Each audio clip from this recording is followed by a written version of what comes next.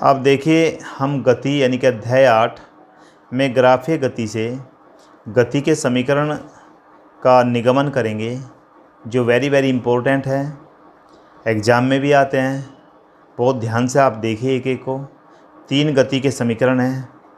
तीनों में सबसे पहला जो गति का समीकरण है वह होता है v बराबर u प्लस ए टी, यानी कि इसको हम वेग समय संबंध भी कह सकते हैं। फर्स्ट ऐसे भी कह सकते हैं गति का प्रथम समीकरण या वेग समय संबंध। फिर दूसरा आता है गति का दूसरा समीकरण s बराबर यू टी प्लस हाफ ए टी स्क्वायर, यानी कि इसे हम कहते हैं समय स्थिति संबंध। एग्ज़ाम में ऐसा लिखा आ सकता है, आप समय स्थिति संबंध में ग्राफ द्वारा स्थापित कीजिए, यानी कि उसका निगमन कीजिए।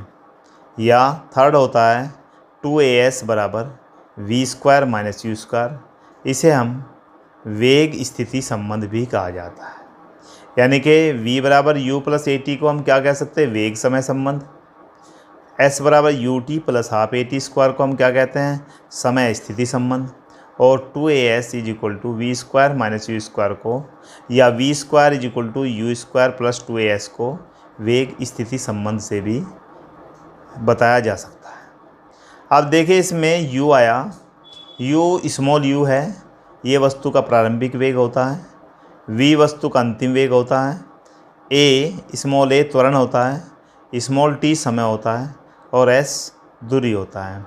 तो इन सभी चिन्हों के जो वस्तु का जैसे प्रारंभिक वेग है उसे हम किससे प्रदर्शित करते हैं, स्मॉल u से। अब हम यहाँ पर समय स्थिति संबंध यानी कि सबसे पहले वाला हम वो करते हैं, ग्राफ देखते हैं, ग्राफ लेते हैं। इसमें हमें एक ग्राफ दिया गया है और उस ग्राफ में हम पहले O से, यह ग्राफ हमें समय और वेग के बीच दिया गया है, और समय वेग के बीच में जो ग्राफ दिया गया है उसमें हम O से A दिया है। तो A पर वस्तु का प्रारंभिक वेग u है, फिर उस वस्तु के वेग में समय के साथ साथ परिवर्तन होता है और वह B पर पहुंच जाती है, यानी कि B से E को मिला दिया जाए तो E पर वस्तु का वेग v हो गया। अब हम इसको B C को मिला देते हैं और A D को मिला देते हैं। इस तरह से हमारा एक OA B C ग्राफ बन गया। यहाँ पर A बिंदु पर AO क्या है, U है, प्रारंभिक वेग होगा यहाँ पर A पर।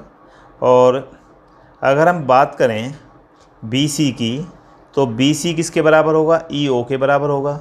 तो इसका मीन्स ये हुआ BC is equal to V हो गया, और AO बराबर किसके होगा, CD के होगा। तो CD बराबर हो गया U। और हम BD की बात करें तो BD बराबर BC माइनस CD, यानी कि BC कितना है, अंतिम वेग यानी कि स्मॉल v माइनस u, यानी कि BD हमारे पास v माइनस u आ जाता है। चलिए BD को यहीं पर छोड़ देते हैं। अब त्वरण, जो ये वेग समय ग्राफ पर जब एक लाइन सीधी लाइन आती है तो इसे हम स्लोप को किससे वो करते हैं, त्वरण कहते हैं। और त्वरण बराबर होता है वेग परिवर्तन बटे लिया गया समय। वेग परिवर्तन कितना हुआ, वेग परिवर्तन हुआ BD और समय है AD। अब BD और समय क्या है भाई, AD। AD को हम लिख सकते हैं किसके बराबर है, AD OC के बराबर है, यानी कि OC किसके बराबर है, T के बराबर है। इस तरह से स्मॉल a बराबर BD अपॉन T हो जाएगा और BD बराबर AT हो जाएगा। हमने समीकरण 1 में BD का मान निकाला था, BD बराबर V माइनस U, और अब हमने समीकरण 2 में BD का मान निकाला AT। इसका मतलब दोनों मान समीकरण 1 में भी BD है, समीकरण 2 में भी BD है। तो इसका मतलब ये हुआ समीकरण 1 में BD का मान रखने पर AT बराबर V माइनस U, और इसको हम लिख सकते हैं V बराबर U प्लस AT। यह गति का प्रथम समीकरण है। आपको इससे सीधा भी पूछा जा सकता है इसके आप प्रतीक बताइए, चिन्ह लिखिए क्या क्या होते हैं, और आपको इसका निगमन भी करने को कहा जा सकता है।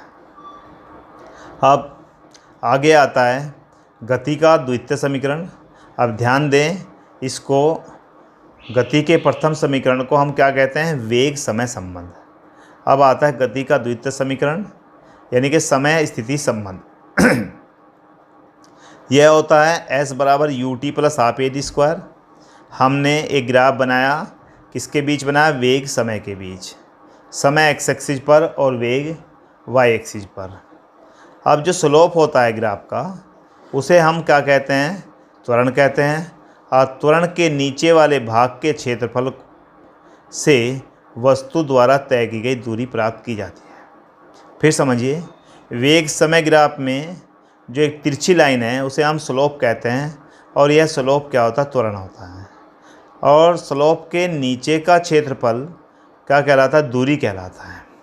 अब हमें क्या करना है, दूरी बराबर किसके होगी, ओ ए बी सी का क्षेत्रफल, यानी कि ए बी जो इसके नीचे का भाग है किसके, ए बी के, वह क्या कहलाएगा, दूरी।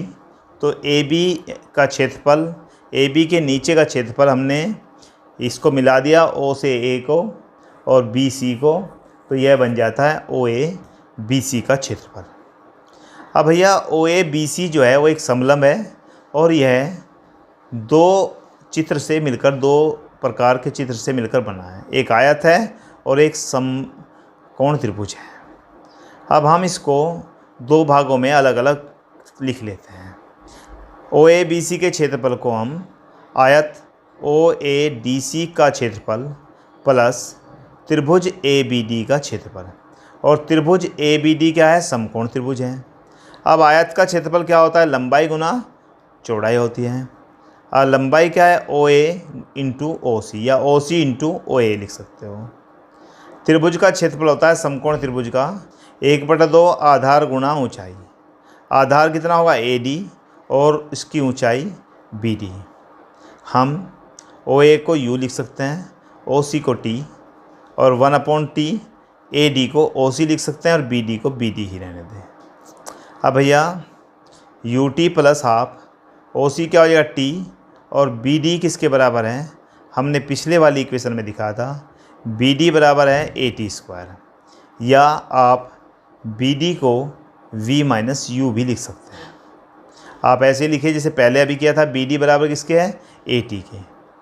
आप टी की गुना कर दें तो ए टी का वर्ग हो जाएगा।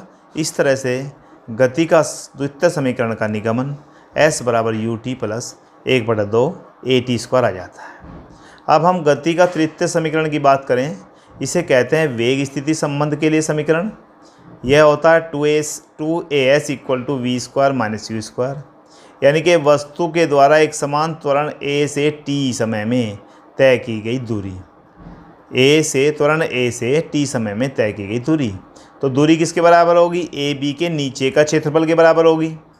अब ए बी का नीचे का क्षेत्रफल क्या होगा, यानी कि S बराबर ओ ए बी सी का क्षेत्रफल, और ओ ए बी सी क्या है, एक समलंब है।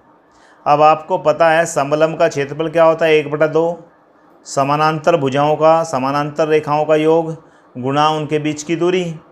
अब देखिए समानांतर रेखा कौन कौन सी है, समानांतर रेखा है ओ ए और बी सी, तो इसका मतलब समानांतर रेखाओं का योग ओ ए प्लस बी सी बटे 2, और गुणा इसके बीच की दूरी यानी कि ओ सी।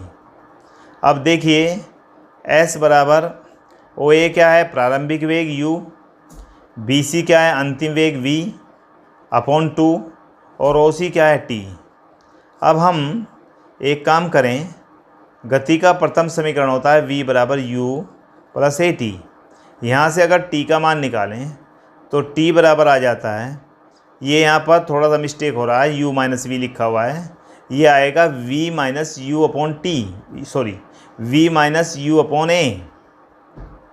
अब इसको हम समीकरण 1 में t का मान रखें तो s बराबर बन जाएगा v plus you into T के स्थान पर v माइनस यू अपॉन ए, और 2 पहले से ही था तो 2as, s की गुना कर दें 2as बराबर क्या हो जाएगा, देखिए A plus B into A minus B बहुत बार पढ़ा होगा आपने, तो ये बन जाएगा V square minus U square. इस तरह से हमारे गति का तीसरा समीकरण कंप्लीट हो जाता है और इसी समीकरण के साथ यह भाग भी कंप्लीट हो जाता है। इन समीकरणों को ये एग्ज़ाम में बहुत अच्छी तरह से तैयार करके जाइए, क्योंकि एग्ज़ाम में इस पर निगमन पर एक क्वेश्चन जरूर